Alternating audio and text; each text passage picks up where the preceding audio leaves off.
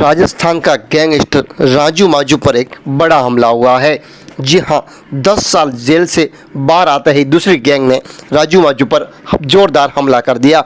इसके बाद गैंगस्टर अपनी जान बचाकर भागना पड़ा। भंवरी देवी की लाश जलाने वाली गैंग एक बार फिर से राजस्थान में सक्रिय हो गई है, जहां पर जोधपुर के ग्रामीण क्षेत्रों में एक बार फिर से गैंगवार की आशंका बढ़ गई। भंवरी प्रकरण में 10 साल तक जेल में बंद रहा कुख्यात गैंगस्टर विश्नाराम जमानत पर बाहर आया और बाहर आने के बाद अपनी गैंग को बढ़ा दिया। इसके बाद जोधपुर के देसू थाना क्षेत्र के गिलगोर गांव में एक शादी था, जहां पर विश्नाराम और राजू मांझू भी आए हुए थे, जहां पर उनके दोनों गैंग के सदस्य आपस में भिड़ गए, जहां पर एक दूसरे के पीछे जमकर गाड़ियां दौड़ाई गई। वहां पर गैंगस्टर राजू मांझू की पिटाई भी की गई, जहां पर जान बचाकर राजू मांझू भागना पड़ा। अब ऐसी आशंका है कि राजू मांझू वापस हमला करने की कोशिश करेगा।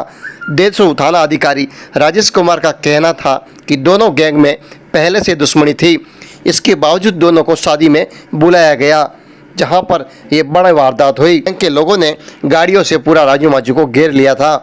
विश्नाराम और उसके लोगों ने बिना नंबर की गाड़ियां थी, उन गाड़ियों ने घेर कर स्कॉर्पियो को टक्कर मारी। इसके बाद वह खेतों में भाग गए, लेकिन विश्नाराम की गैंग ने गैंग का पीछा किया।